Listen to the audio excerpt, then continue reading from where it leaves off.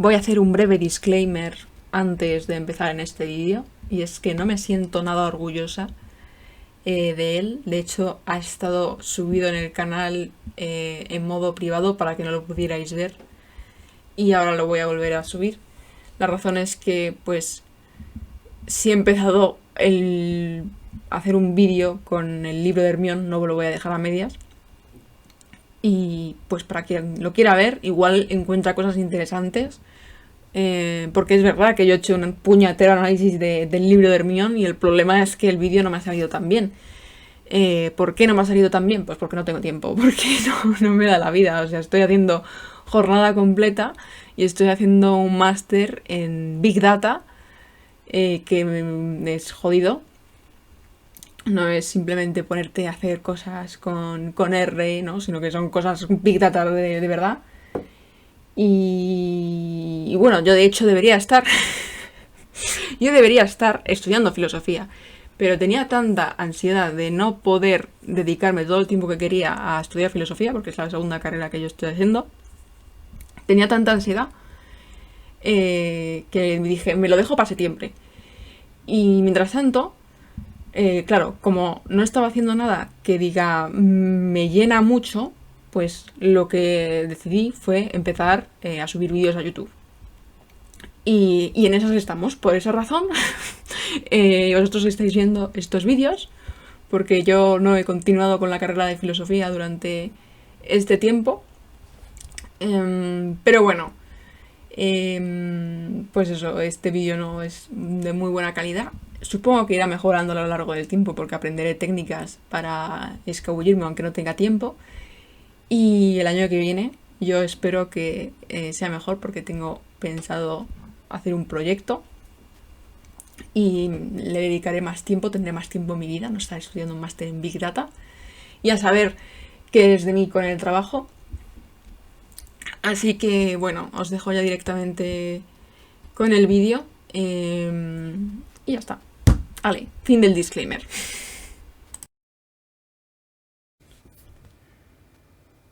Hola, hoy vamos a volver con nuestra serie de escritoras sáficas, vamos a volver con el libro de Hermione.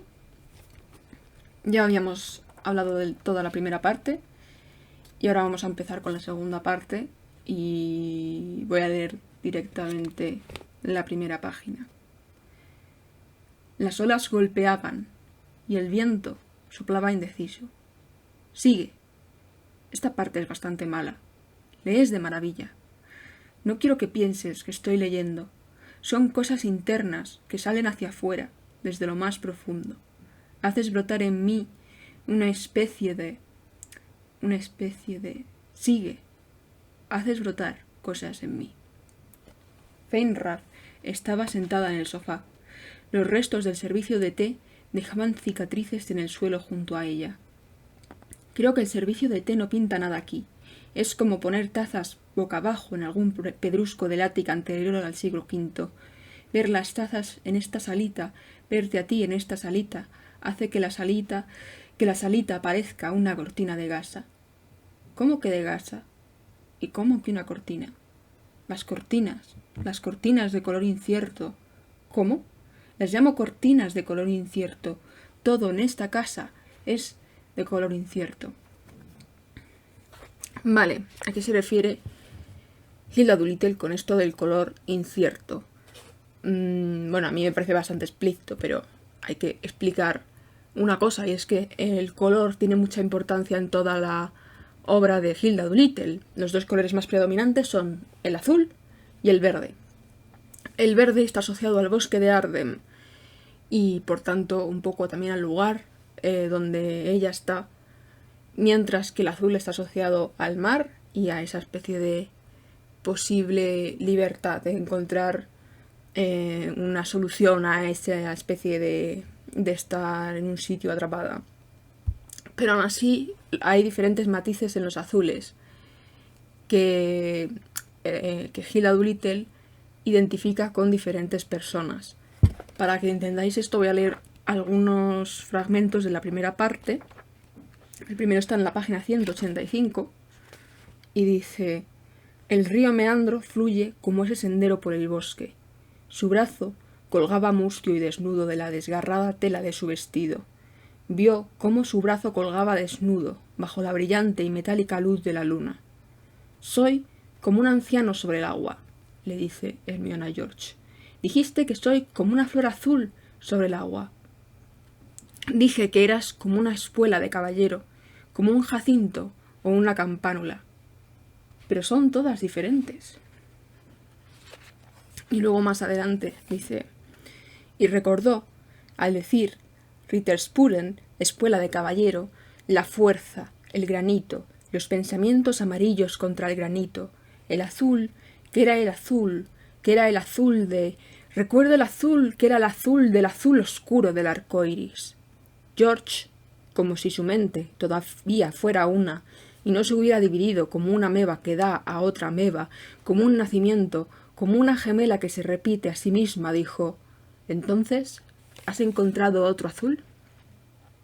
Y luego, en la página 211, que es casi al final, dice: «Las estrellas habían estado dando vueltas en el bosque de Gart. Un chico había aullado y derramado su sangre de adolescente por todo el sendero de Gart. Algo había ocurrido en el bosque de Gart cuando el claro de luna la inundó. Her recordó el azul sobre azul sobre azul, y George no entendió a qué juego jugaba cuando habló del azul arcoíris, ni cuando dijo que el azul del jacinto y el azul de la campánula no se parecían en nada». El libro de Hermione es efectivamente como un gran arcoíris en el que hay muchos colores y en el que cada persona se identifica con un color diferente. George es el color azul de la campánula. ¿Y quién es el azul jacinto? El color jacinto es toda una referencia homoamorosa u homoerótica a un pasaje de la mitología griega. En la mitología griega, Jacinto era un hermoso príncipe de no sé qué país, del que estaban enamorados Apolo y Céfiro, el dios del viento del oeste. Jacinto, entre todos sus amantes, porque tenía más, prefería de todos ellos a Apolo, y un día estaba jugando con él a lanzar discos. Y Céfiro se puso tan celoso de que prefiriera a Apolo que cogió el disco, lo desvió y le dio en la cabeza a Jacinto, haciendo que éste muriera. Y de la sangre de Jacinto brotaron las flores que llevan hoy su nombre. Otra versión del mito cuenta que Apolo lanzó el disco, ¿no? Se pasó 3 pueblos, abrió los cielos, y claro, Jacinto estaba pensando como: madre mía, no vamos a encontrar el disco en la puta vida. Entonces se fue corriendo por el disco, con tan mala suerte que cuando cayó el disco rebotó contra la piedra y le abrió una brecha, de tal forma que, a tomar por culo Jacinto, se murió. Da igual un poco la versión del mito que prefiramos, lo importante aquí es que al final se está haciendo referencia a el amor que hay entre 2 hombres. Y por tanto el azul jacinto está relacionado con las mujeres, en este caso para Hermione, y está relacionado con Fane.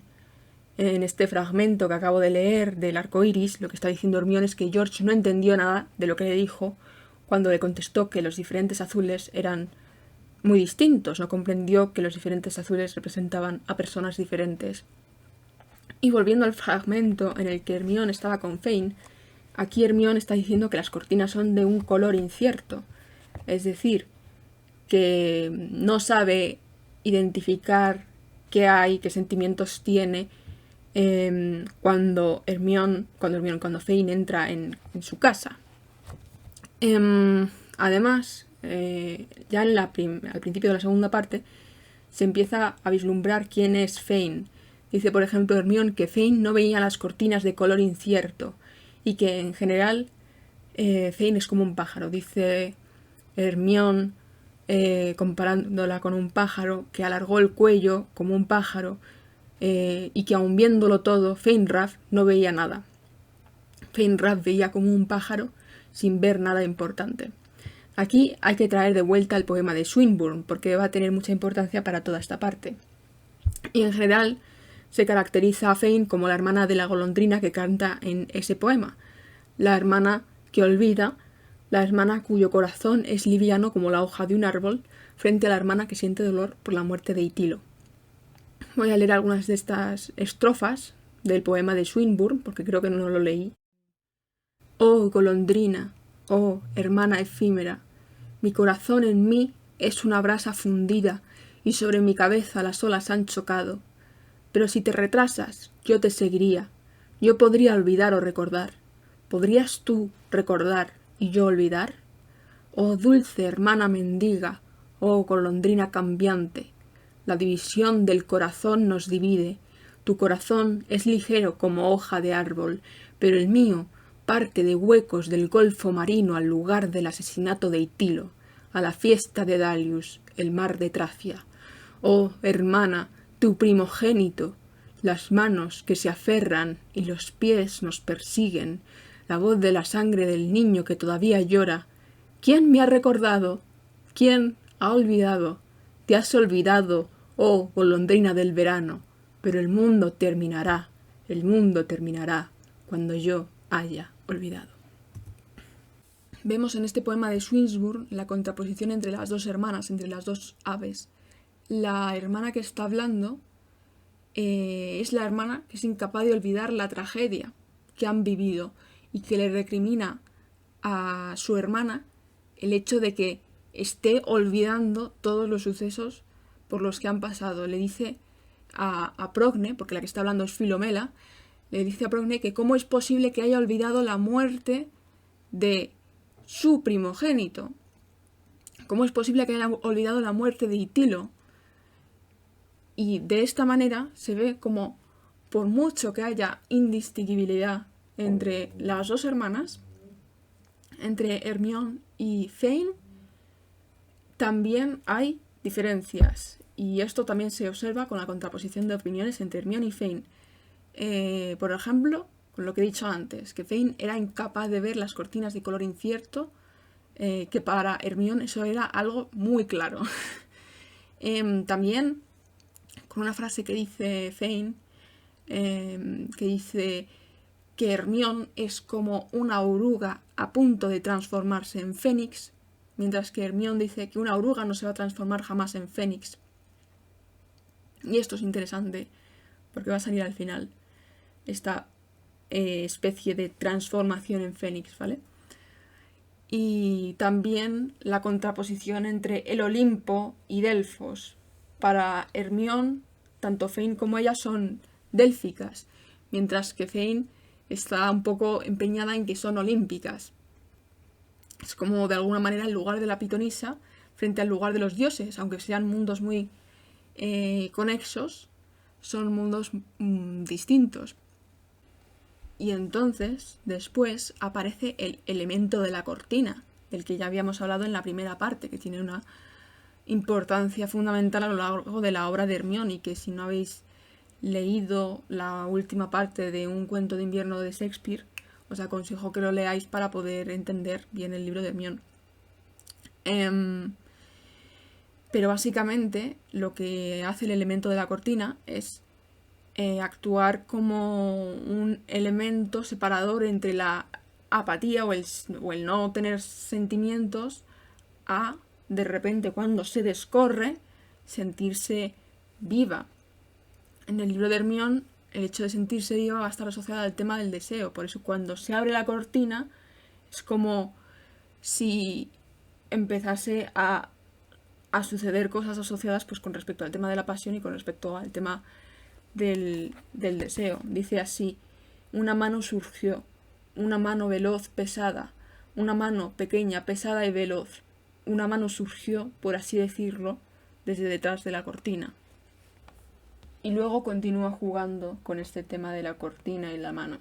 Voy a leer ahora un fragmento, pero antes quisiera decir que en este momento en el que dice: es cierto que el hombre es una sombra. ¿Cómo era ese dicho griego? El hombre es una sombra, un espíritu, una llama, algo que amortaja a un cadáver. Ahí está haciendo referencia, cuando dice ¿cómo era ese dicho griego? Ahí está haciendo referencia a Píndaro, que dice: seres de un día, ¿qué es uno? ¿Qué no es? Sueño de una sombra es el hombre. Y además lo junta con el tema de la mortaja, que cuando estás hablando de una mortaja y haciendo referencia a alguien que está vivo, realmente lo único que haces es hablar de la fugacidad de la vida. En este caso dice que la mortaja es el ser vivo sobre un cadáver. Yo tenía un poema que decía algo así como ¿qué es esta mortaja, la de la piel, que debemos llevarla toda una vida para que luego descubras que estábamos vacíos? Al final de lo que se trata es un poco de lo mismo, el tema de que la mortaja no es cuando ya estamos muertos, sino la mortaja es nuestra propia vida. Y me parece pues interesante que meta ese juego de palabras con esta referencia a Píndaro sobre la muerte y sobre la fugacidad de la vida. Así que bueno, voy a leer. La mano de Feinrab arrancaba palabras de la garganta de Hergard. Todo encaja a la perfección. Es cierto que el hombre es una sombra. ¿Cómo era de ese dicho griego?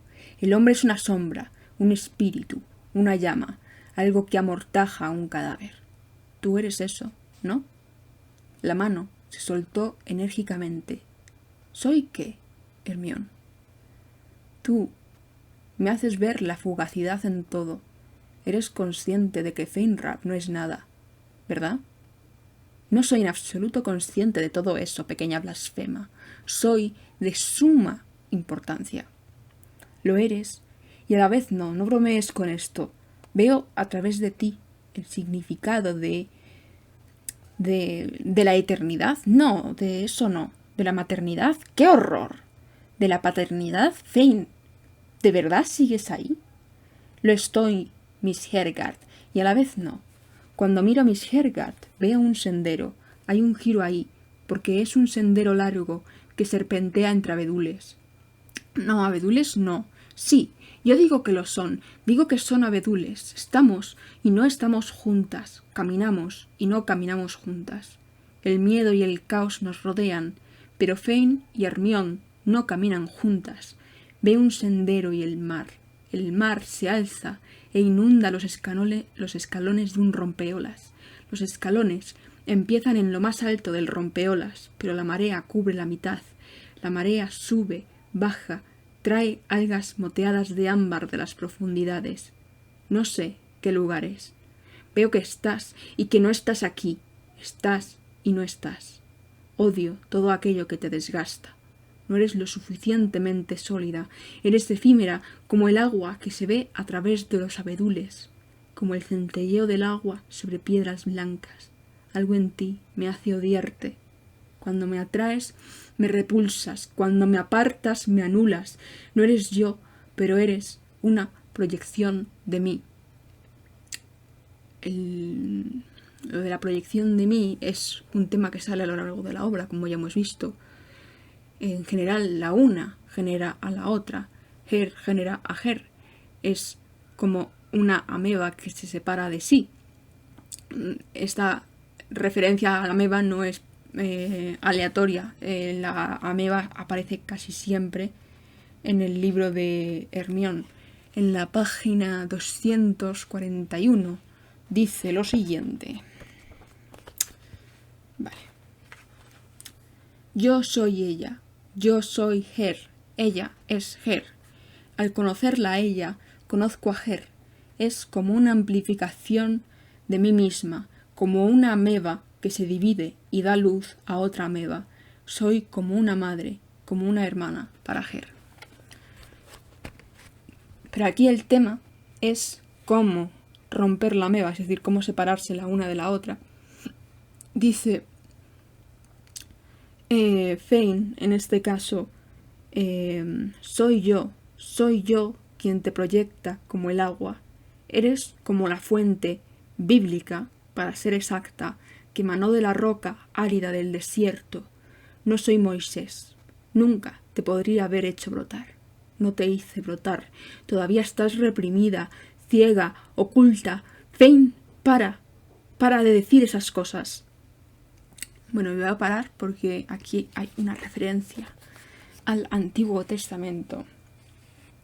A Moisés. Cuando Moisés va con los israelitas, están vagando por el desierto del Sinaí y tenían una sed de la hostia, normal, porque estaban en el desierto, y entonces los israelitas se quejaban a Moisés, ¿no? Le decían, cabrón, danos agua para beber, joputa, ¿para qué nos sacas de Egipto?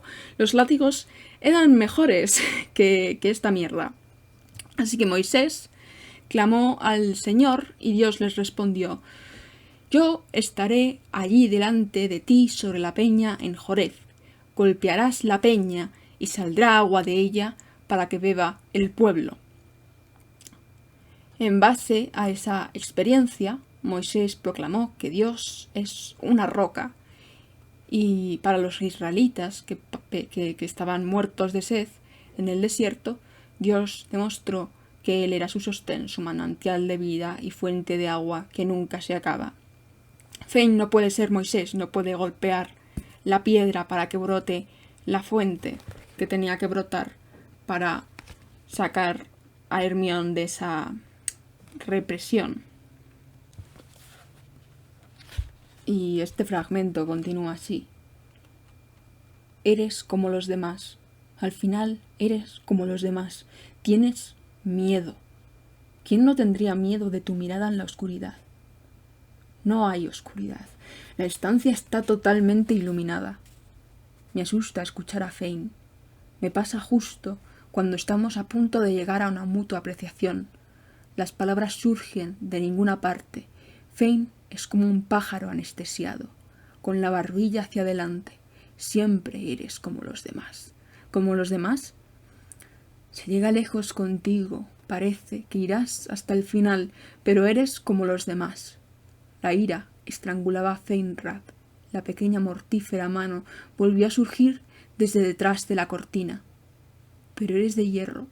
¿De dónde sacas la fuerza, Hermión? Las cosas que sobrepasaban a Ger golpeteaban para traspasarla, para llegar hasta Fein.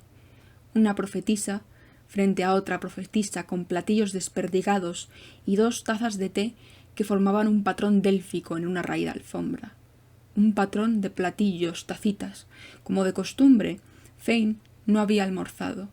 Personas y cosas vistas a través de unos binóculos. Los ojos de Feinrad eran las lentes de un par de binóculos, y el fascinante juego nuevo de Hermión consistía en girar un tornillito, una pequeña manivela, y enfocar aquellos ojos que eran su nueva posesión. Hergard había encontrado su nueva posesión. Basta con poner cosas y personas bajo las lentes de los ojos de Feinrad, y éstas se definen con un contorno geométrico. Tienes que ver a George Londes, porque hace falta una visión adecuada de George Londes mientras hace piruetas de arlequín. Hermión debe, antes de descartar a George Londes, tener una visión adecuada de George. A lo que responde Fein que lo verá mañana. Así pues, Fein conoce a George. Y entonces George le dice a Hermión que esa mujer no le va a aportar nada bueno. Dice, esa mujer no te aporta nada bueno y no quiero que la veas. También en ese momento habla de un tema que a mí me parece que es como si estuviesen hablando de una obra para publicar, una obra de Hilda Doolittle para publicar. Porque dicen...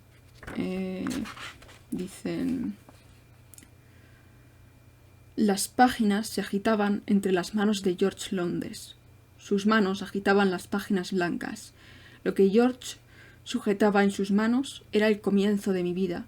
Lo que George agitaba era el fin de mis días. Mamá me debería haber dado unas acuarelas. Preferiría pintar. Ojalá hubiera sido capaz de pintar.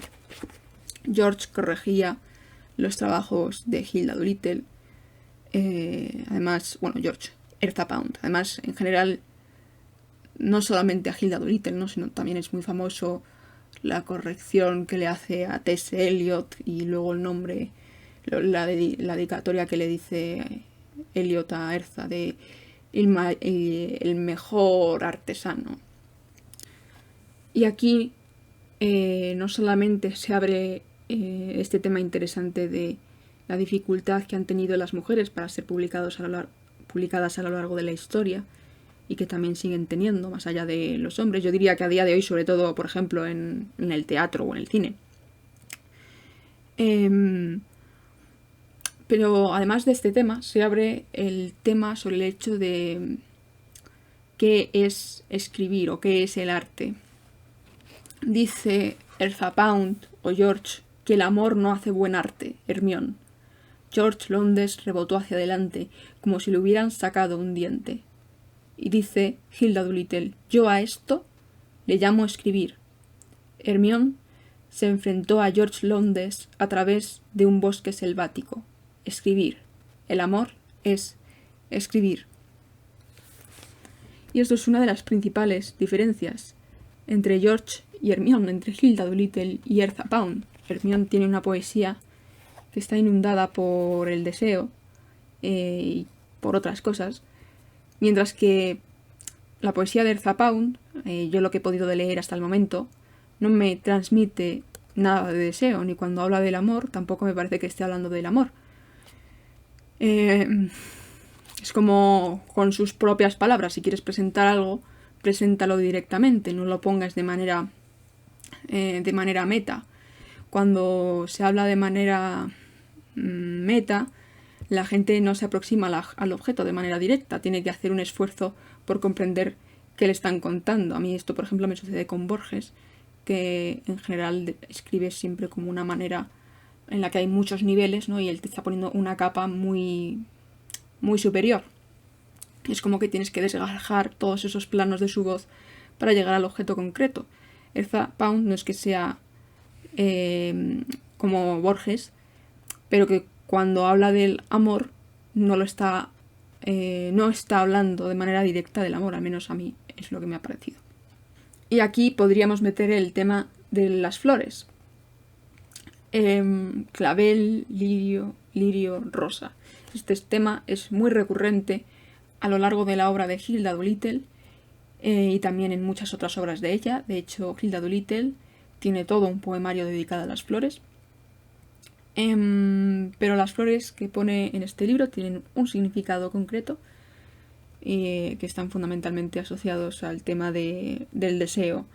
Podríamos decir que las tres flores, el clavel, el lirio y la rosa, también van a aparecer otras flores, pero bueno, el clavel, el lirio y la rosa aparecen en Shakespeare. Los lirios de Shakespeare siempre representan la castidad, representan la pureza, representan a las mujeres que no tienen vínculos pasionales ni de deseo. Los lirios, por ejemplo, aparecen en una escena de un cuento de invierno de Shakespeare. De hecho, aparece la frase de lirios de toda clase, incluida la flor de lis. Y me faltan de estas para haceros guirnaldas y cubriros todo entero, mi dulce amigo. Esto es una frase que le dice Perdita al chico con el que estaba tonteando, pero con el que de alguna manera quería evitar tontear. En otra obra que escribió Hilda Doolittle, más o menos al mismo tiempo que la obra de Hermione, Hippolytus Temporaeus, aparece la diosa Artemisa. Y bueno, no voy a contar el mito de Hipólito, pero la diosa Artemisa está bastante distanciada del amor y en esa obra aparecen mucho el tema de los lirios. A los lirios se les contraponen los claveles. En la obra de Un cuento de invierno, los claveles aparecen como los bastardos de la naturaleza. Los claveles pueden ser de muchos colores porque son creados por el ser humano. Por eso son los bastardos de la naturaleza. Frente al lirio blanco, el clavel arcoiris. Y las rosas aparecen en Romeo y Julieta. De aquí podríamos decir que saca el tema de la complejidad que puede traer un nombre. Cito directamente de Romeo y Julieta. Solo tu nombre es mi enemigo. Eres tú mismo, aunque no un Montesco. ¿Qué es Montesco? No es ni mano, ni pie, ni brazo, ni cara, ni ninguna otra parte perteneciente a un hombre. Oh, sea algún otro nombre. Lo que hay en un nombre, lo que llamamos rosa, con cualquier otro nombre, olería igual de dulce. Así, Romeo, si no fuera por Romeo, conservaría esa querida perfección que debe sin ese título. Romeo, quita tu nombre, y por ese nombre, que no es parte de ti, toma todo de mí. ¿Veis cómo pues tiene que ver ese juego de las personas están en los nombres con esta parte de Romeo y Julieta? También puede que la rosa sea una referencia a un poema de Swinburne. Además no me extrañaría porque este poema tiene mucha conexión con la obra de Hermione.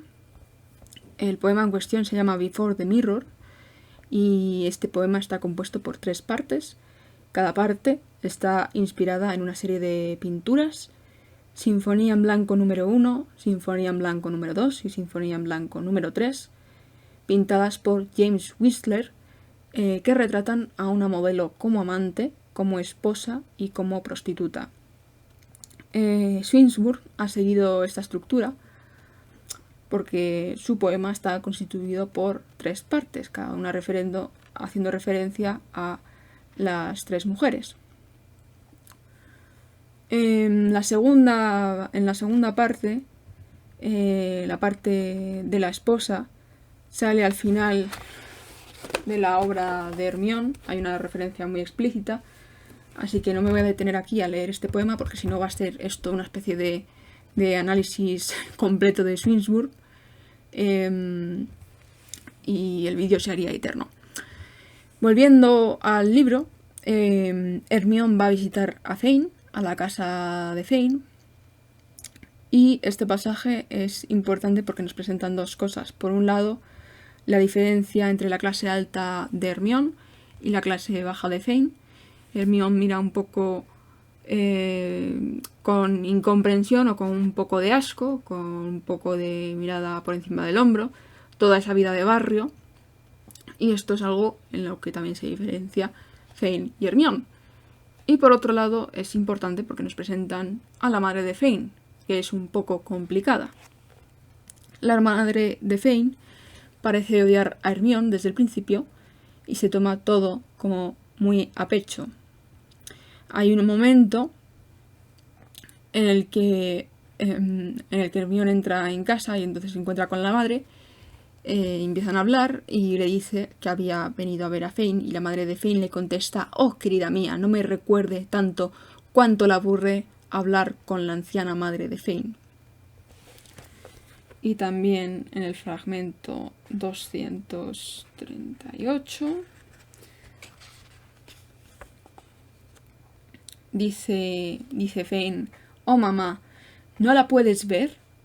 Y dice su madre: «Tus amigas, Pauline. Las que vienen son tus amigas, Pauline». «Mamá, también son tus amigas». «Oh, Miss Raff, si solo me dejara, si me dejara ser su amiga». Las palabras salieron de ninguna parte y empujaron a Hergard hacia adelante. Se habría arrodillado ante Miss Raff, le habría abrazado las rodillas con sus brazos, la habría adorado como a una diosa. Vamos a hablar también de la relación que tienen Fane y su madre. Para eso vamos a leer una parte.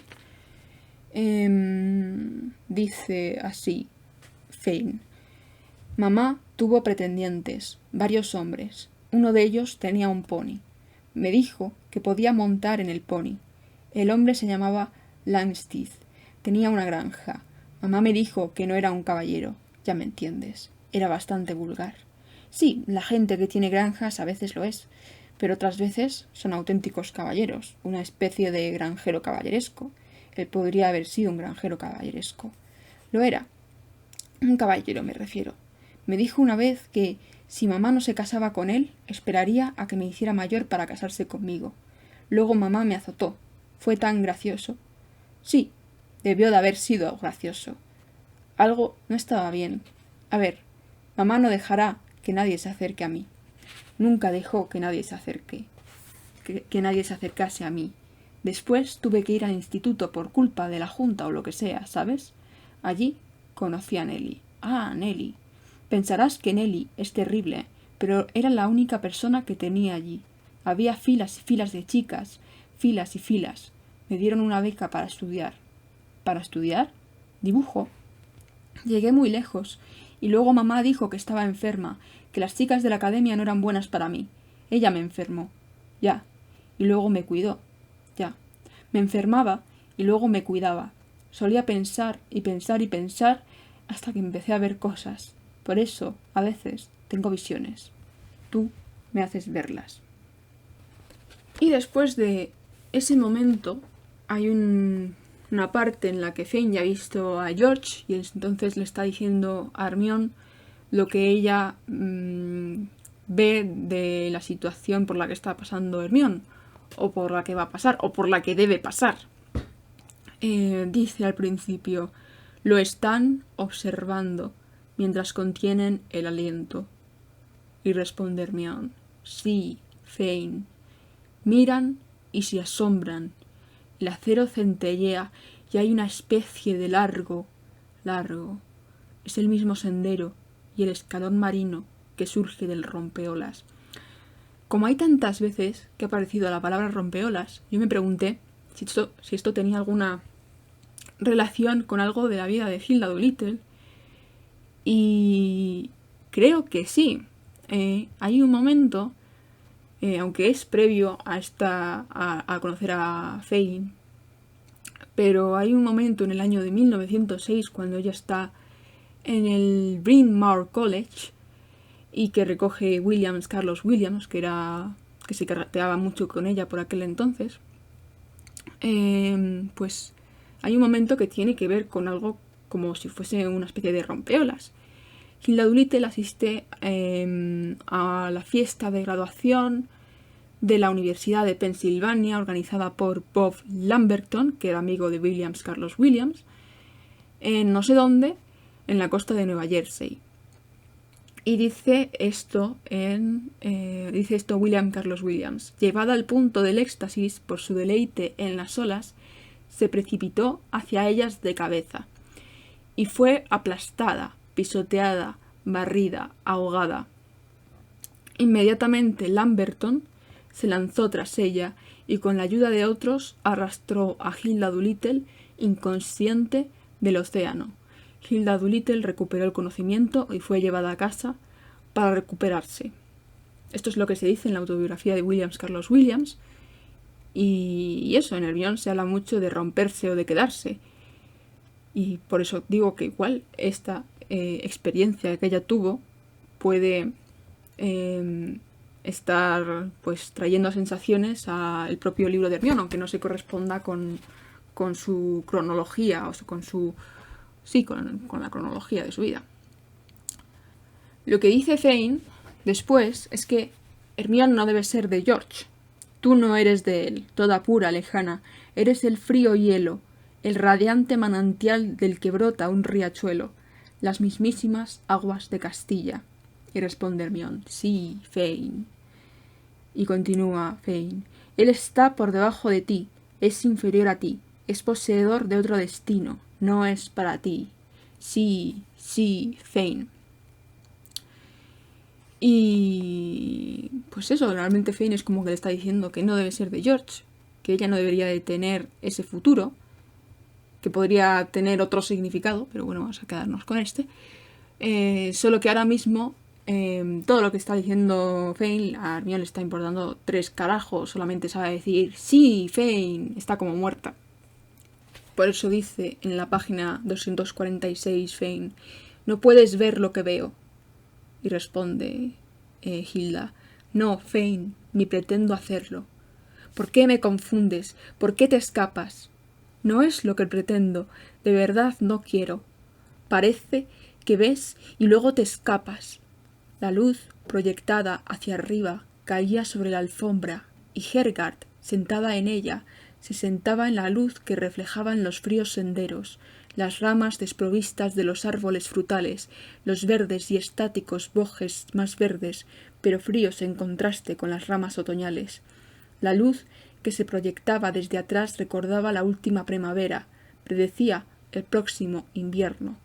Las miradas se cruzaron y la tormenta se contuvo, una tormenta de hielo, una tormenta en un cráter helado. Sí, Fane. Pero no, te da igual. Hay tantas cosas que te interesan. Solo te tengo a ti, Fane. Y eso otro. ¿Qué otro? ¿Te refieres a lo que escribo? No.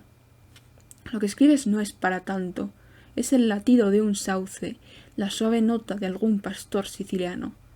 Tu escritura es la fina flauta que te une a la eternidad. Aparta esa flauta y estarás perdida en un mundo irreal. No lo es. No todo. Sí lo es. Todo es irreal. Aceptas todas esas normas falsas y superpuestas a todas esas personas. Pero intento escapar de ellas. Te das la vuelta. Como la mujer de Lot, eres una estatua inmóvil. Y es como que le está diciendo lo típico de vivimos en una sociedad y aceptamos las normas per se y estamos locos por aceptar esas normas.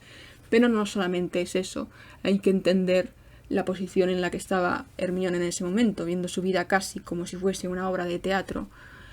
Dice Hermione que ella intenta escapar de las normas, pero Fane le replica que no, que se da la vuelta y se vuelve una estatua, como la mujer de Lot, en definitiva, que vuelve la cara siempre hacia la sociedad. Igual que la mujer de Lot, que volvió su cara hacia Sodoma, la ciudad de la que estaba escapando, por mucho que los ángeles le hubiesen dicho que no mirase hacia atrás. Otra temática que sale en este fragmento es la contraposición entre la primavera y el invierno.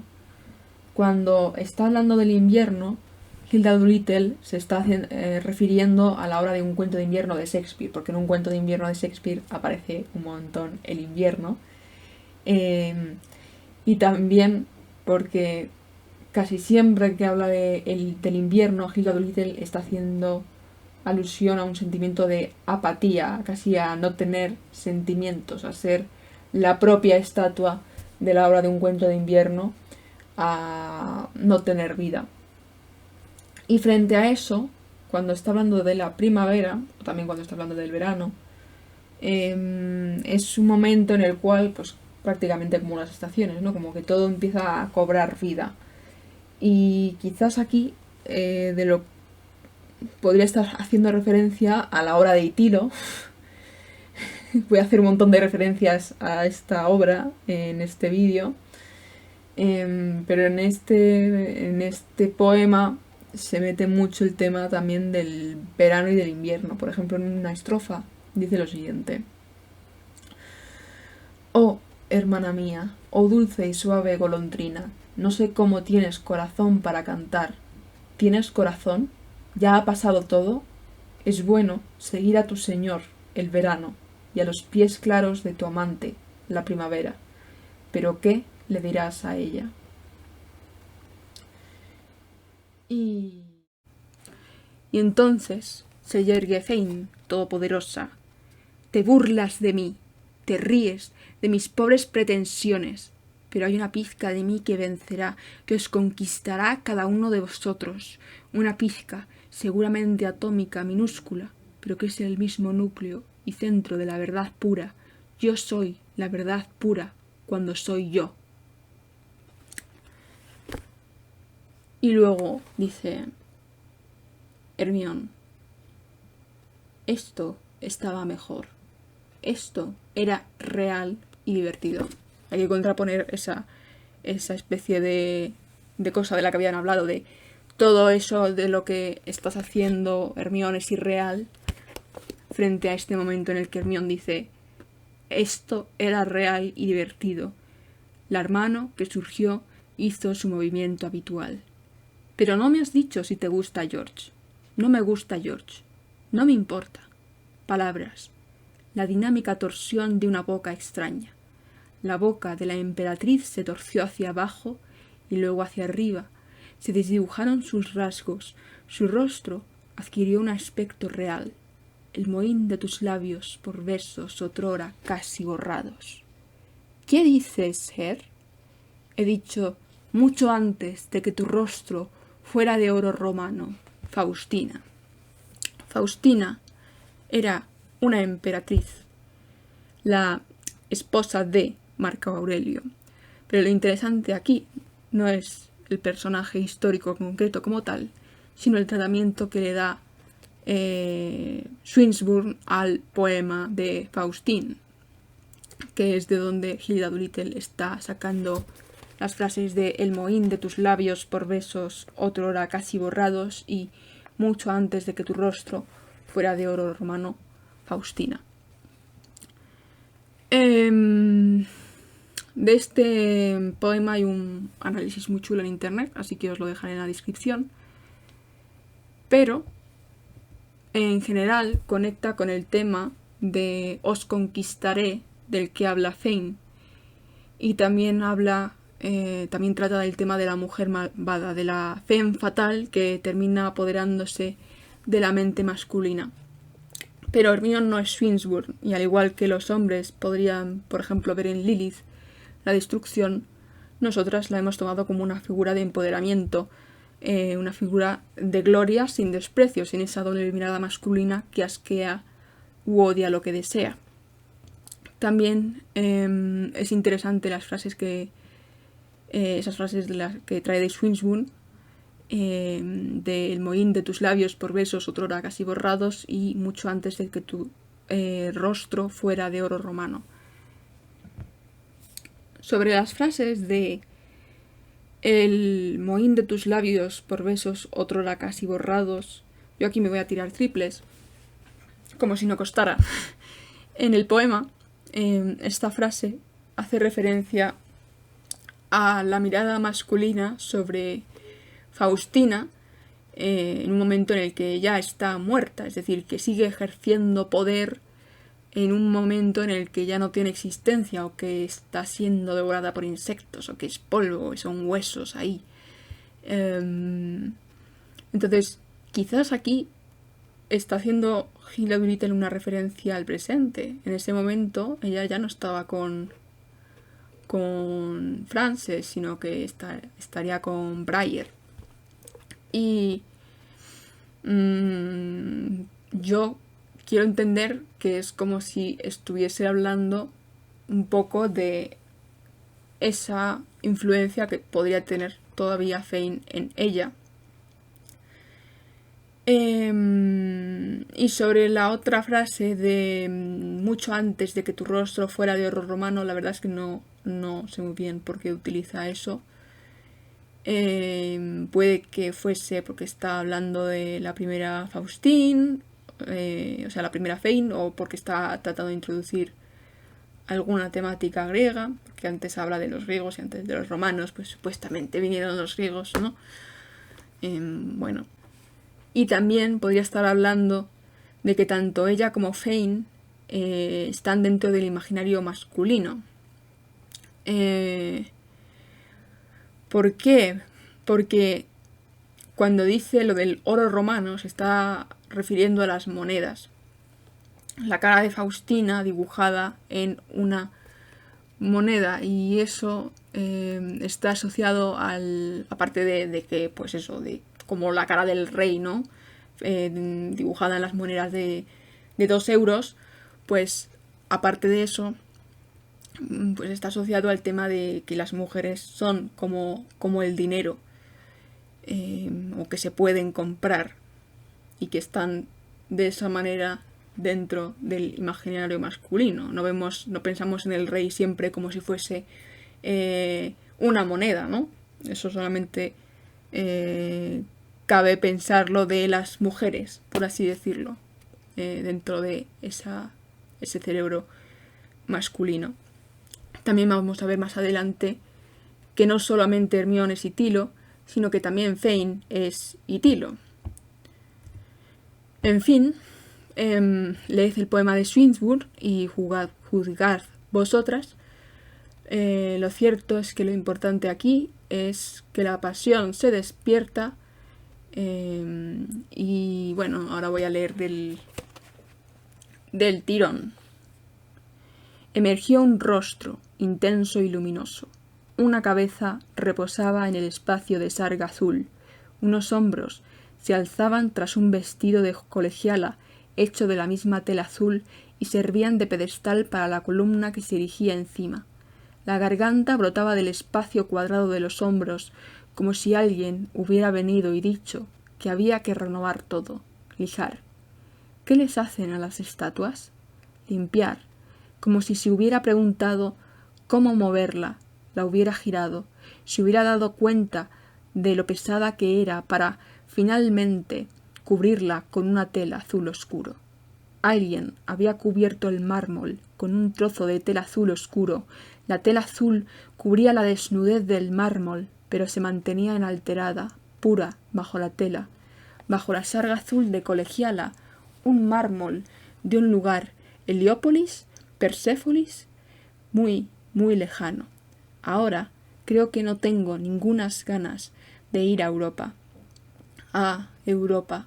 Fane habló como una debutante de la alta sociedad agotada por la idea de baúles, cajas, sirvientas, entradas, orquídeas. Fane incluyó en su voz grave la especie de desdén que iba en el mohín de tus labios por besos otrora casi borrados. Supongo que iremos algún día. ¿Ir a dónde, Fane? A Europa, boba. ¿Nunca escuchas lo que te dicen? George dice que no. Ah, George. Tus labios, por besos otrora casi borrados, retomaron su forma en el blanco rostro. Se volvió horizontal. La boca de un joven cazador. Era la boca que había azuzado a través de las rocas a la presa que se escapaba. Un carcaj con flechas le cruzaba los hombros. El mármol, bajo el mármol, mostró a un joven. Podrías haber sido cazadora. No se me da bien. No soy buena en nada. Fane dijo, no soy buena en nada, como si alguien le hubiera pedido que jugara en un torneo de tenis o que se uniera a un club de bridge. No me refiero a una cazadora así, de ese tipo. No hablo de clubs de campo, nada parecido. Me refiero a un joven de pie sobre unas rocas que se encorva para quitarse una piedra de sus sandalias de tira. Podrías llevar sandalias o cualquier botín que se ate cruzado. ¿A qué te refieres? A que ibas perfecta en esa túnica. Eras una Pigmalión perfecta. Her se inclinó hacia adelante. Un rostro se inclinó hacia Her. Un rostro se inclina hacia mí y se abre una cortina. Hay un frufrú y un remolino como al abrirse unas pesadas cortinas. Por encima del suelo y su franja de alfombra casi sobre mí siento el borde de unas magníficas cortinas color vino abriéndose. Unas cortinas se abren mientras miro a los ojos de Fenrad, y yo te insuflaré de vida mi estatua inánime. ¿Estatua? Eres tú. Tú eres la estatua. Unas cortinas cayeron, unas cortinas se abrieron, unas cortinas llenaban el aire del pesado burdeos que cayó de golpe, el mohín de tus labios por besos otrora casi borrados, de oro romano, mucho antes de que tu rostro fuera de oro romano, tu rostro, Faustina. ¿Qué decir aquí? O sea, esto es maravilloso. Es como el momento cumbre de toda serie lésbica, ¿no? Que te encuentras en recopilatorios en YouTube. Como el beso entre Susan y Emily en la serie de Dickinson. Por cierto, ahora que lo he leído, mientras lo leía, creo que cuando dice llenaban el aire del pesado burdeos que cayó de golpe, puede estar refiriéndose a cuando dice en el poema Swinburne labios tallados que hacen de mis labios una copa para beber, Faustina. Esa frase, por cierto, es muy chula. Porque está haciendo referencia al vino, aunque sea de forma implícita, y luego las siguientes frases todas son de Swinburne. También, voy a ser pesada, sale el tema de que las dos son estatuas y de que a la vez las dos son las que se insuflan vida. Es como que va a surgir lo vivo a partir de la pasión, y esto es muy interesante porque frente a esas visiones de la pasión como de muerte, aquí la pasión da vida y hace crecer, no nos vuelve pequeñitos. Aunque vamos a ver que luego pues se complican las cosas, pero no pasa nada. Sobre el tema de las estatuas y de que el hecho de que Fane también puede ser Itilo, el tema es que en el libro parece mostrar que Fane ha tenido algún tipo de relación con George. Bueno, al final es súper explícito, ¿no? Pero al principio no. En estas primeras páginas no es explícito. Y poco después de este momento aparece uno de esos primeros indicios cuando Fane llama a George Giorgio, ¿vale? Que es la manera en la que lo llama Hermione. Dice en la página 251 lo siguiente: a la inocencia pura, virginal y de lo más inmoral. Una inocencia como la tuya es completamente indecente. ¿Inocencia? ¿Indecente? ¿Qué significa que la inocencia es indecente? Estoy siendo enigmática, epicogramática, como diría George. ¿George te dijo que eras epicogramática? Sí. ¿Por qué no podría hacerlo? Los círculos que creaban las ondas del estanque se acercaban. Ya no había más círculos, solo la superficie de un estanque vacío. Ya no había anillos dentro de otros anillos. ¿Qué le hizo decir eso exactamente? George. ¿Miss Garth no tiene otro tema de conversación que no sea George o Giorgio? ¿Lo llamas Giorgio? ¿Por qué no? ¿No lo hace todo el mundo? No. Solo yo. Su madre lo llama Zanahorio. Ah, su madre. Él le insistió en que viniera a visitar a madre. ¿Hace cuánto tiempo que lo viste? ¿Ver a quién? A George. Ah, a George. Pues fue la semana pasada. Me dijo la semana pasada que te vio. ¿Y qué azaroso comentario irónico te dijo con la esperanza de que llegaría a mis oídos? Dijo que nos tendrían que quemar a ti y a mí por brujería. Al entrar en el salón, Herr supo que tendrían que arder por brujería. Y esta frase de tenían que haber ardido por brujería tiene dos componentes. Por un lado está el hecho de tener una relación con otra mujer, y por otro lado está el hecho de estar viviendo una mentira con George Lowndes y con la familia, con su familia.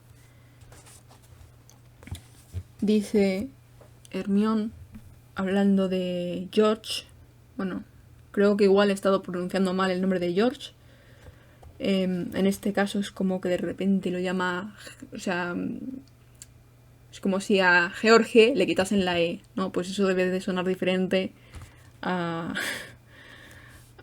cuando se pronuncia con la E. Dice, lo llamó George de repente, un sonido bonito y firme. George en la estancia luminosa. George en las sombras de la estancia luminosa. George como una piedra en el fondo de un pozo. George cayó a plomo como una piedra en el fondo de un pozo. George ahí sentado parecía polaco o algo similar, el conde de no sé qué de una espantosa novela. Salían todos de una espantosa novela. Que Mandy estuviera de pie en la puerta. ¿Cuánto tiempo llevaba ahí esperando a que Herr dejase de fluir y de susurrar música acuática? Era parte de una novela mala. Formaban parte de una mala obra de teatro o de una mala novela, porque era evidente que nada era real. George tenía razón. Deberían haber ardido por brujería. Y luego dice George: nunca te había escuchado hablar tanto, Hermione. Estaban en una obra de teatro y era fácil pronunciar un discurso teatral. La realidad de los círculos concéntricos, daga afilada, había desgarrado algo que la permitía hablar locuazmente. Hablaba, charlaba y comentaba, y George dijo: Hermione, creo que te vas a convertir en una tirana. en una tirana. A fin de cuentas, creo que no te deseo. ¿Desearme? Se supone que nos íbamos a casar, ¿no? Y luego dice Hermione: es invierno, dijo Her, sentada en la alfombra frente a la chimenea. Las naranjas hacen que sea invierno. Tenía una naranja en la mano. No quería cortarla con el cuchillo para la fruta, y George le dijo: eres tremendamente decorativa. Lo sé, lo dijo, sin haber escuchado a George. Las naranjas son muy decorativas. Tú lo eres, dijo George. Miss Mema. Sírvete el café, le dijo ella. Pero no te eches más de 3 terrones. No suelo fumar tan a menudo, pero me gustaría hacerlo. Tendrás que fumar cuando seas mi esposa, Hermione, dijo él. ¿Por qué tendré que hacerlo? Para hacerme compañía.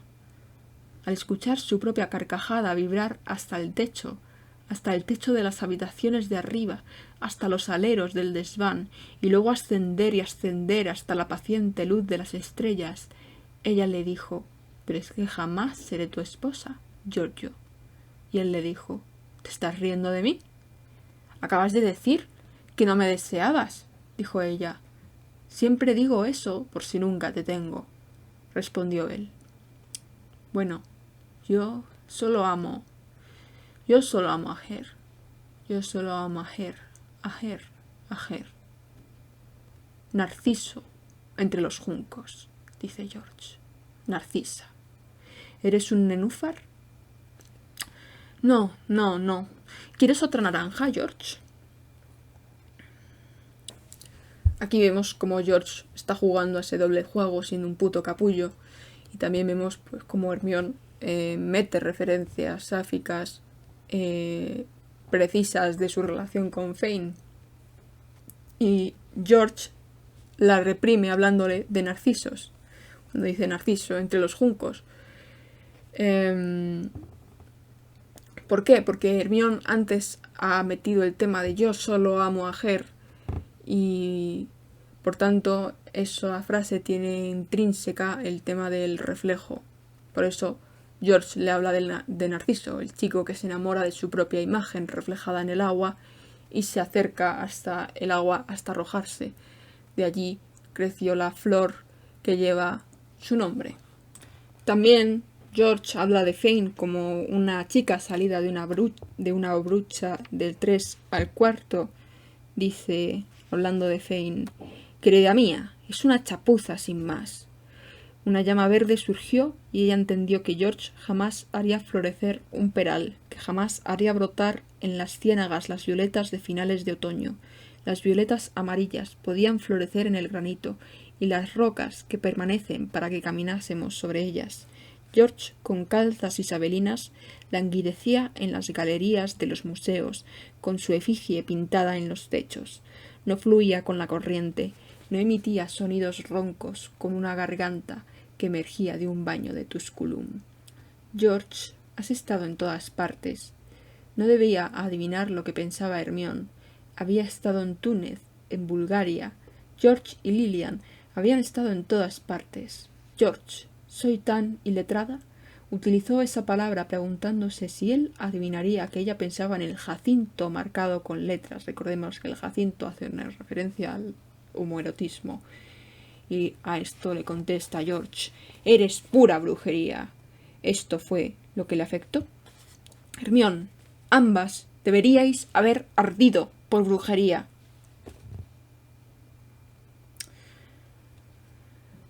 Y después viene una escena de asfixia que es casi como... Bueno, no es casi, a mí me parece una violación. Que podía identificarse también con la violación de Filomela por parte de Tereo. Creo que se llamaba así. Hermione sale de esta situación aferrándose al piano. Aquí está rememorando el pasado, una escena que vive en la casa de George con Lilian tocando el piano y con una figurita de un niño de barro que representa a Itilo.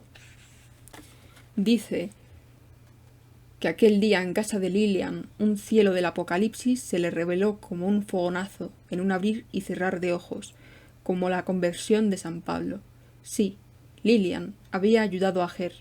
Ahora mismo, Ger recordaba a Lilian y recordaba que Lilian había ayudado a Ger. Firme y fuerte, como un atleta de las altas colinas laconias, firme y fuerte como la Virgen Artemisa, sentía ceder sus rodillas acuosas y sus tobillos de agua, le hicieron saber cuán frágiles eran sus pies marmóreos.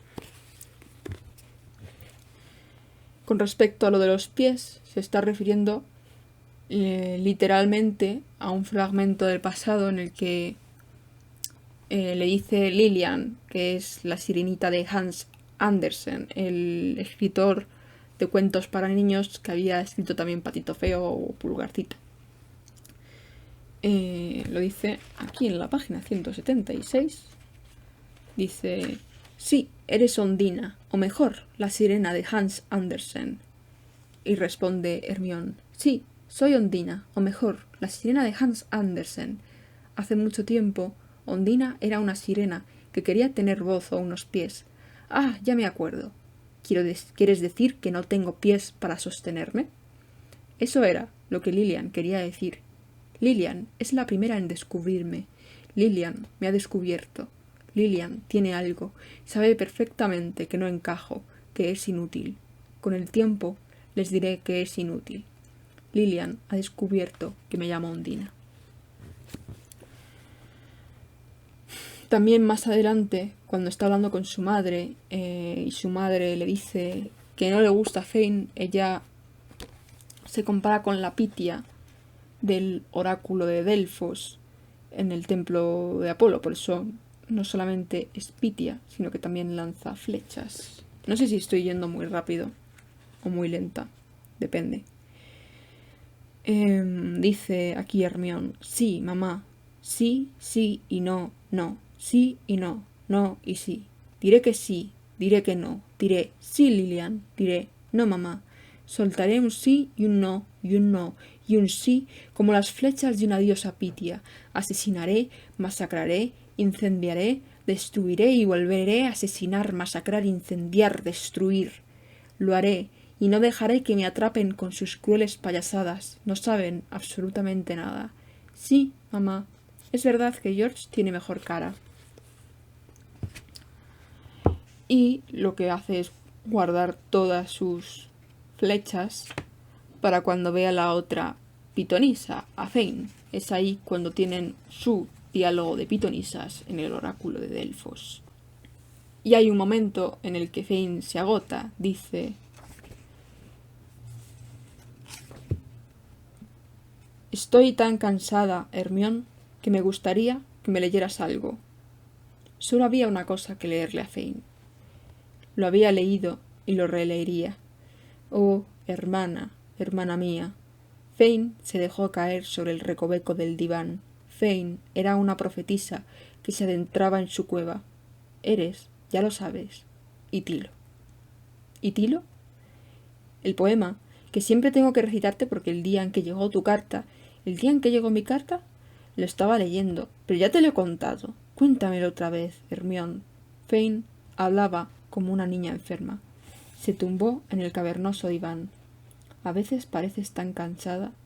Es porque intento ver, intento entender las cosas. Tu voz me afecta como un narcótico. Nunca sé lo que me dices. No digo nada, solo he dicho: oh, hermana, hermana mía, oh, cantora golondrina, la división del mundo nos divide. Luego, aquella tarde, habría jurado que te llamabas Itilo. Cuando habla de que la división del mundo les divide, está hablando de la sociedad, de su madre, de George, que por cierto de George hablan justo en ese momento en el que están las dos como diosas pitias, aunque en este caso Fane estaba muy cansada. Dice Hermione: duerme, Itilo mía, duerme. Tus manos son estrellas blancas, tus manos son campanillas de invierno. Cuéntame, ¿qué dice George Lowndes sobre mí? Cuéntamelo, Hermione. Dice que eres Hergard, valerosamente intentó recordar un pequeño gesto, un ademán que pudiera interpretarse como algo consentido. Aquí hay que pues simplemente pensar en que realmente si se cogen las palabras de George al pie de la letra, pues ¿qué le va a decir? Que es una brucha del 3 al cuarto. Es que al final es como esa... no sé, yo nunca he estado con un pavo, pero si te tratan así, que te dicen A y luego resulta que es B, pues se lo tendrían que hacer mirar bastante. Dice que eres... En realidad no se trata de lo que dice. ¿A qué te refieres? Sus finas muñecas palpitaban de fuego y eléctricas chispas blancas. Lo importante no es lo que dice, sino cómo lo dice. ¿Cree que soy hermosa? No lo dice como tal, cree que eres muy llamativa. No es tanto lo que dice, como lo que hay detrás de lo que dice. En general, Hermione trata de curar a Fane, trata de despertar ese latido, casi como Fane había hecho con ella, solo que en este caso yo creo que Fane tiene otros problemas diferentes a los de Hermione, el hecho de no ser querida o de no sentirse querida, o también el hecho de haber sido separada de la sociedad por culpa de su madre, que la ha separado de casi todas las relaciones afectivas. Dice así Hermione. Her extendía las manos, como implorando ante el cadáver de un hijo o de un joven amante. Her tenía las manos extendidas, entrecruzadas sobre el mármol blanco, cubierto por la sarga azul. Reposaban en el lugar donde habían caído cuando por fin había sentido, bajo unos hipnóticos dedos, cómo las sienes de aquella cabeza cesaban sus terribles y frenéticos golpeteos, cómo los párpados, bajo esos mismos dedos largos e hipnóticos, aleteaban para luego cerrarse. Las alas de golondrinas se cierran y aletean antes de sumirse en el silencio. Bajo la larga mano de Hergard, el corazón seguía latiendo. Es como si no hubiera muerto. ¿Qué hay de malo en ello? Parece que se ha ido, que ha escapado a otro mundo. Sus ojos ardían como piedras azules iluminadas por el fuego, piedras azules apagadas. Sus ojos se ennegrecieron de repente, como las alas negras de una golondrina. Sus ojos se cierran, están cerrados. ¿Volverán a abrirse? Her parecía arrancar latido tras latido a aquel corazón con su estática fuerza de voluntad. No permitiré que la dañen. No permitiré que dañen a Her. Ella es Her. Yo soy Her. Her es Fane. Fane es Her. No permitiré que dañen a Her. Y ahora voy a hacer una especie de mix. ¿Por qué? Porque es muy complicado tratar de seguir el propio hilo del libro, en el sentido de seguir las páginas del libro. ¿Por qué? Porque hay muchas cosas que solamente se descubren al final, cuando Hermione empieza a delirar porque ha enfermado y empieza a soltar una especie de fluidos de conciencia, o sea, de monólogos en el que mete muchas cosas diferentes. Y entonces quiero traer este fragmento porque es la manera en la que yo he elaborado el puzzle. Se pueden elaborar de muchas otras formas. Yo lo he elaborado así. Y quiero traer este fragmento en el que Fane dice que ama a George.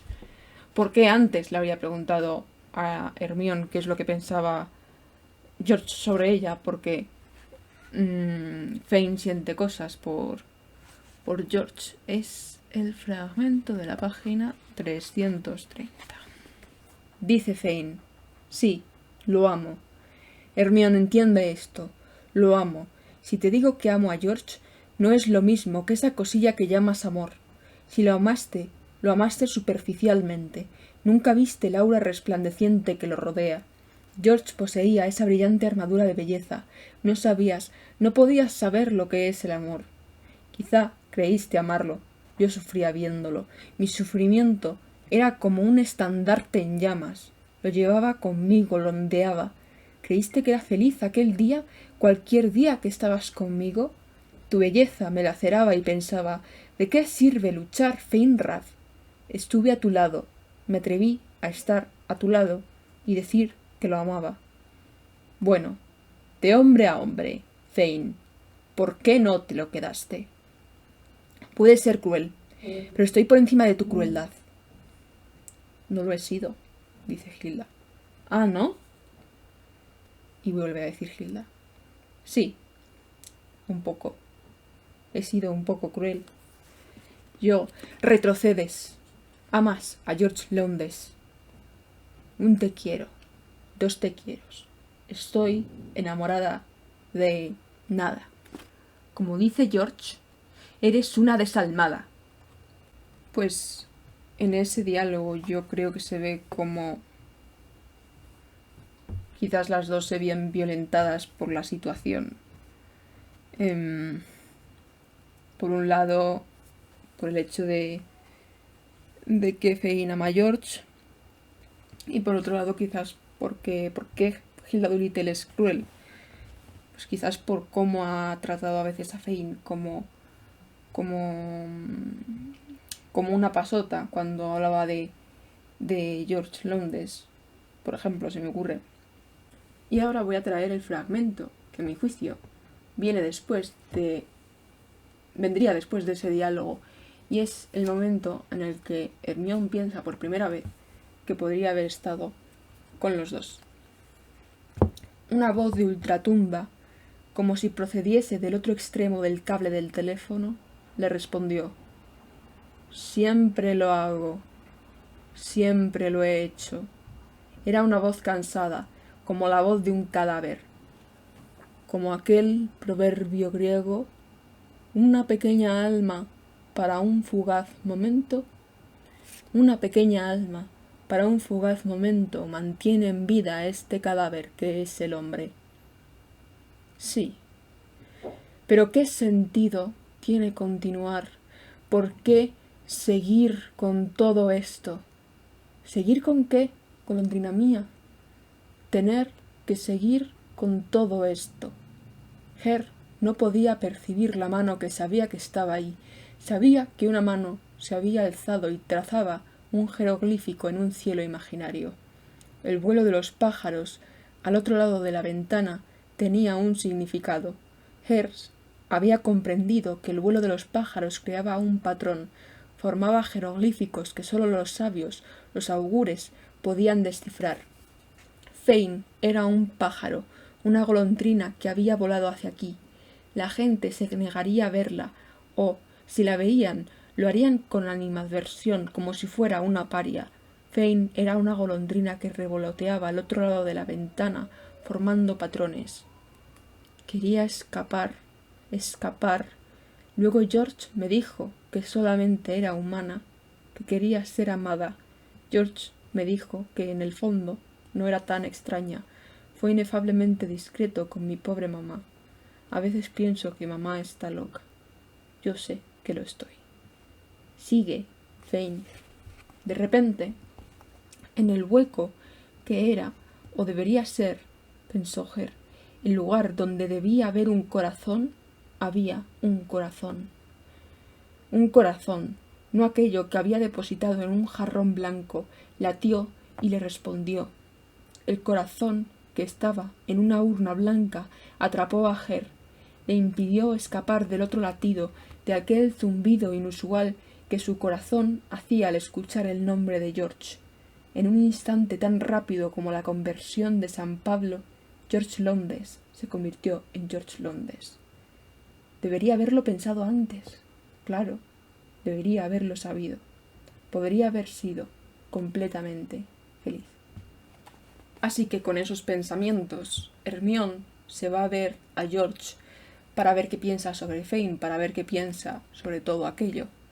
Y describe ese momento como el momento en el que César decidió atravesar el Rubicón, es decir, que toma una de las decisiones más difíciles que pueden cambiar por completo su destino. Y entonces, hablando sobre Her, le dice Hermione a George: dijiste que te gustaba. En el coche, George defendía que Fane estaba loca. ¿Qué le has hecho? La acusación expresaba abiertamente. El sombrero negro estaba aplastado contra las rodillas, el abrigo la envolvía como una égida de la Acrópolis, el abrigo envolvía un pecho plano tras el cual un corazón latía y latía. Di la verdad o muere, acláralo todo o muere, mientras George perjuraba que nunca le había gustado esa mujer. Y entonces, ¿por qué la quieres? Yo nunca. Ella dijo que quería la felicidad, evadirse, que la hacía sentir libre. Yo solo intentaba ayudarla. ¿Y por qué me has mentido? Con el traqueteo del coche, Her supo, ahora más que nunca, que salían de una mala novela. Nadie dice ¿por qué me has mentido? Era demasiado crudo, demasiado insolente. Todo era de una insolencia demasiado cruda. Her tenía los pies fríos. ¿Todavía no hemos llegado a la estación? Her tenía los pies congelados. El día había sido un desastre. ¿Por qué no me quedé bajo la pantalla rosa toda la vida bailando bajo una pantalla rosa? Si me hubiera dejado llevar, transportar por el día de hoy, habría llegado hasta Venecia, hasta el Vesubio, habría llegado hasta Viena, hasta Versalles. ¿Por qué he seguido con esto? ¿Seguir con qué? Déjate de tonterías, no seas histérica. Tenía los pies fríos, pero la cabeza le ardía. ¿Por qué he seguido con esto? ¿Con qué? Contigo. Contigo, ¿no lo ves? ¿No te das cuenta de que has jugado conmigo como un niño malcriado con un instrumento delicado? No tienes ningún respeto por la ciencia. ¿No querías que te rescataran de eso? Fuiste tú la que pidió ayuda. Quería que me rescataran. Lo quiero. Las palabras nacían en el aire y golpeaban el bajo techo del anticuado coche, golpeaban y asfixiaban a Her dentro del estrecho carruaje con forma de embudo. ¿Y qué querías conseguir? ¿La luna? Pues sí. Tengo que entender. No hay nada que entender. Te he dicho que fui a verla porque tú me lo dijiste. Tienes razón, George. Es mi culpa. ¿Qué culpa? Ella deliraba en mi casa. ¿Delirar? Entra en unos estados de histeria normales sin previo aviso. No era histeria. Era real. ¿Qué pasó? Lo de siempre. Una pelea tras otra. Tuve que separar a mi madre a un lado y a Miss Rabb a otro. Miss Rabb. No dejaba de llamar por teléfono. Se presentó al mismo tiempo que las botellas de leche para el desayuno. Llevaba botas de agua. Eso es todo lo que recuerdo. Sus botas de agua. Her sintió unos sollozos de dolor, agitar su pecho plano y estrecho. Fue tan divertido. No podría describirte lo divertidísimo que fue. Fue tremendamente divertido. El bajo techo del coche se paró. Estaban en una cajita encerrados. La cajita se había colocado en una repisa y no se movía. Fue un desayuno divertido como ningún otro. La tapa, el lateral o el fondo de la cajita se abrieron de un empujón. Apareció un rostro que echó un vistazo al interior, el rostro de un muñeco sorpresa, el rostro equivocado. De repente todo cobraría vida, los rostros de las muñecas, las tazas y los platillos, los objetos guardados en cajitas cobrarían vida. La tetera de la casita de muñecas tenía una larga nariz. Fue tan divertido. La caja sorpresa ya no sería más que una caja vacía, mutilada y completamente inútil si el muñeco no daba marcha atrás. La cabeza se asomó curiosa y se movía como la cabeza del muñeco sorpresa sobre su resorte cilíndrico. El resorte yacía en el suelo y el muñeco se desplomaría hacia un lado. Parecía desplomarse hacia un lado, haber volcado la caja donde estaban metidos. ¡Hermión! ¡Hermión! Una voz llamó a Hermión. Me llamo Her. Yo soy Her. Ella es Her. No soy la Hermión de Shakespeare. La Hermión de Shakespeare era más o menos una sola persona, como aquella que se fue con Orlando. ¿Te has dado cuenta de que en Shakespeare todo el mundo se empareja con alguien? Casi todo el mundo, excepto los bufones y los lirios de toda clase. ¡Hermión! La persona que estaba junto a ella, un George salido de un espectáculo de marionetas, aquel Polichinela, que vestía pantalón a rayas de arlequín, la zarandeaba. «Ven, ven, basta de tonterías». Her estaba de pie en la acera, junto al arlequín de George. Miraba a Her. Giorgio miraba a Her. Hermione no quiere ser un lirio. Ella quiere estar con gente, pero no le dejan estar con Fane, en parte porque la madre de Fane la separa, y también en parte porque George, pues, pasa de tratar de poner la solución que había planteado Hermione. De alguna manera no quería estar en esa situación a tres. Y luego Hermione se pone enferma. Todo comienza con un dolor de garganta. Dice en la página 294: «No me encuentro bien». Her se aferró a una brizna que se hundía y que al hundirse la arrastraba hacia su anulación. «Tengo la garganta inflamada», o algo así. Me había escrito que esto podía estar relacionado con un tema del colegio al que va, bueno, una cosa histórica que ya había visto, pero eso sí que es muy especulativo, así que voy a pasar de leerlo. Y aquí, como ya he dicho, empieza una serie de delirio, de fluidos de conciencia que le suelta su enfermera, mientras que su enfermera piensa que está loca, y mientras que su enfermera quiere parar su monólogo infinito e ininteligible para ella. En estos monólogos, Hilda Doolittle cuenta cosas importantes que sirven para encajar la historia de lo que ha sucedido. Yo ya la he ido encajando. Las cosas más interesantes son dos. ¿Qué narices pasó con la madre de Fane? Ese episodio en el que va a su casa con las botas de goma. Y también qué ha pasado con George, Hermione y Fane, que es un poco lo que ya he comentado. Así que voy directa a el tema de la madre de Fane. La madre de Fane se había presentado en su casa y pasa lo siguiente. «Oh esto, oh lo otro. ¿De verdad enfureciste a Popea?» «Por supuesto que lo hice». Ella estaba furiosa. Vino un día, se acercó fugitivamente por el césped con unas botas de agua flexibles, luego por las baldosas de delante de la entrada, y entró en nuestra casa como una estatua quebrada. Se sentó en el recibidor bajo el Puce Wood y sermoneó a todo el mundo. Habíamos secuestrado, habíamos seducido a su hija. ¿Eres tú un fantasma, hermana mía? Al final tuve que ponerme de parte de todos, de mamá, para ser exacta, porque las cosas que decía vibraban. Lo que decía era violento, unas vicisitudes vibrantes que no tenían lugar. Pusimos fin a todo al tener que arreglar la puerta.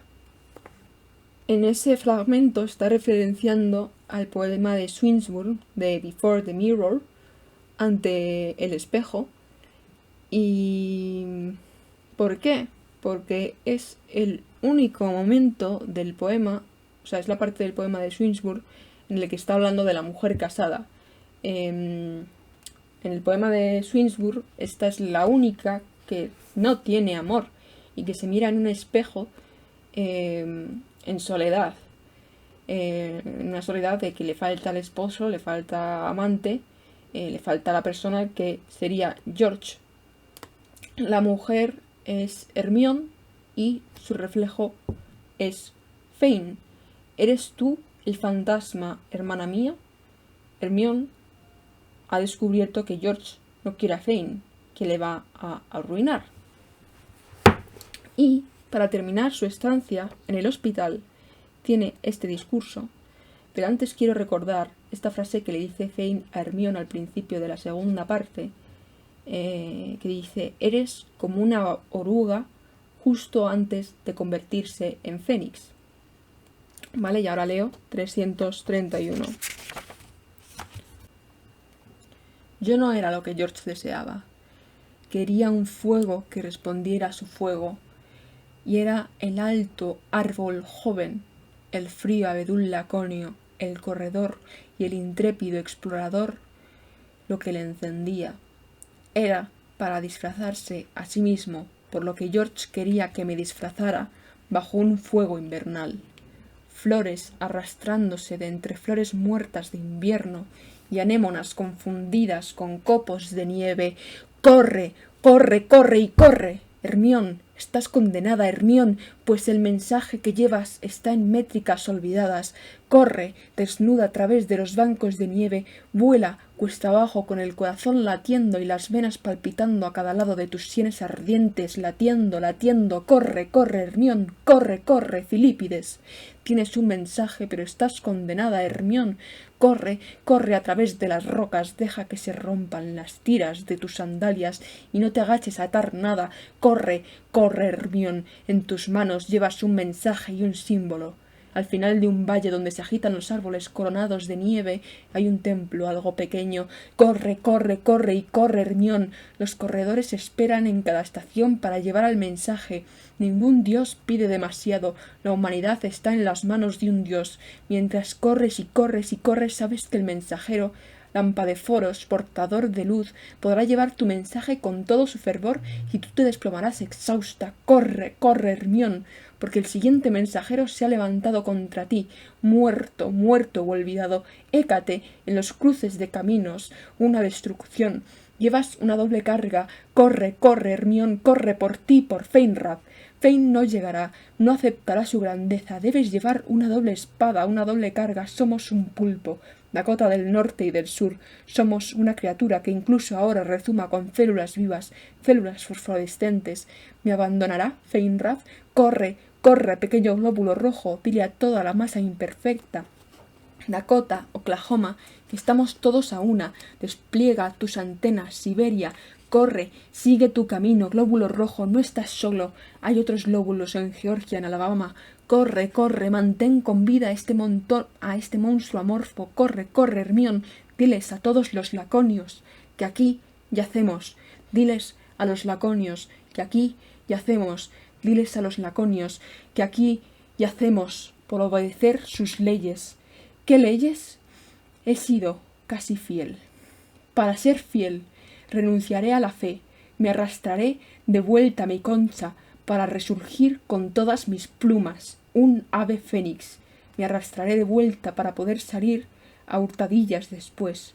Di a los espartanos que aquí yacemos por obedecer sus leyes. He sido fiel, decía Hergard, mientras sentía que el instante estaba a punto de fundirse con todos los instantes, con la gran mayoría de instantes, que eran instantes muertos. Vale. Otro tema importante en la enfermería es el tema del olvido. La enfermera le da una cosa para que se duerma, y Hermione, cuando le da un sedante, le dice: supongo que me ha dado una réplica de algo antiguo. Luego se da cuenta de que la enfermera le ha engañado. Y es importante el tema del olvido, especialmente cuando sale del hospital. Y es como si muchos sucesos no estuviesen en su conciencia, solo como recuerdos puntuales, cuando ve a las golondrinas. Es aquí donde cobra importancia la parte del poema de Swinburne de Itilo, cuando habla sobre el olvido, cuando dice: oh, golondrina del verano, tú olvidas y yo recuerdo, ¿podría yo olvidar y tú recordar? Oh, golondrina del verano, pero el mundo acabará cuando yo haya olvidado. Y así se le aparece, porque Hermione se va a dar una vuelta por el campo, cambian en ella un poco las cosas, ¿no? Se vuelve un poco más afable después de hablar con unos compañeros suyos. Y así se le aparece de repente el nombre de Fein, del que no se estaba acordando en ningún momento. Las estrellas brillan en el cielo, pero no veo ninguna. Her se sentía invisible, como una estrella, durante la luz del día. Luego su razón se ensanchó y la tensión se relajó de inmediato. Es como la cuerda de un violín. Es justo como Fein. En el momento en el que dijo Fein, una mano blanca agarró a Her y la sostuvo como una estrella invisible a la luz del día que de repente, gracias a un ligero ajuste de fosforescencia, se muestra con bastante claridad. Her vio a Her como una estrella blanca y brillante contra la luz del día invernal. Y así aparece, después de haberse dado la vuelta, así aparece cuando regresa Hermione Fane. Le dice Mandy a Fane: «Oh, Miss, creía que ya estaba de vuelta hace tiempo. He dejado sola a Miss Fane en el piso de arriba, en su pequeño taller». Bueno, pues este es el libro de Hermione, pero quería terminar con un fragmento del diario de Hilda Doolittle del año 58. Y quería terminar con un fragmento del diario de Hilda Doolittle del año 58. Ella en ese momento ya no estaba con Franz, de hecho Franz ya había muerto, es decir, Fane. Franz es Fane. Pero estaba recordando a Eartha Pound. Estos son como una especie de memorias sobre Eartha Pound. Pero hay más cosas. Viernes 6 de junio. Ondina. Oh, golondrina, hermana mía, la división del mundo nos divide. Partida hacia extrañas aventuras, en busca de un templo, una respuesta. Tiemblo con las palabras azteca, Aztlán, que Norman cita de una de sus cartas, y una tumba, una Venus, su propia creación la debe acompañar. ¿Dónde? Frances Josefa me completó después que su padre, como Ondina llama a Elsa, dejara los Estados Unidos por Europa en 1908. Ahora estamos en 1958. ¿La división del año nos divide? No. Bueno, y así termino con este vídeo.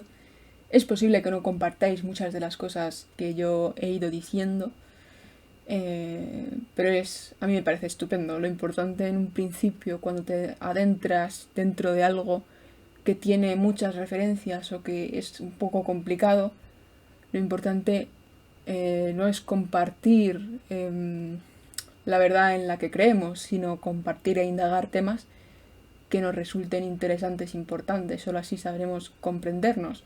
Aunque no tengamos las mismas creencias que el resto, pues tenemos palabras que son conocidas, obtendremos temas que compartimos. No sé si me he expresado bien, creo que ha sido un poco difuso, pero voy a justificarme en que son las 9 de la noche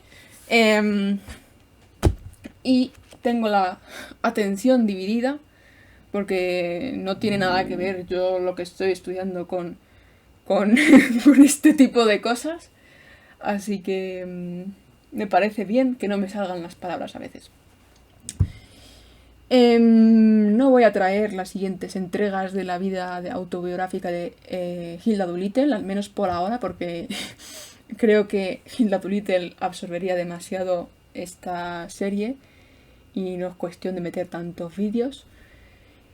Pero bueno, lo veremos, a ver si en el futuro lo metemos. Y no sé si traeré los poemas que están asociados con Safo de Hilda Doolittle, me gustaría traerlos. Y después, o ya la siguiente, lo que voy a hacer es traer a esta mujer, que es Duyuna Barnes. Espera. A esta mujer, que es Duyuna Barnes, ¿vale? Porque me apetece meter salseos. Y así vamos a empezar con los salseos. Y también había pensado en decir, en mandar a la porra a las inglesas o a las americanas y decir: traigo a las españolas, traigo a Carmen Conde, a Lucía Sánchez Saornil y demás, pero bueno, voy a tratar de seguir un hilo, que es como a mí me gustaría escuchar esto, y es como yo lo estoy tratando de hacer. En fin, que tengáis buen día, buena noche. Yo me largo ya. Adiós.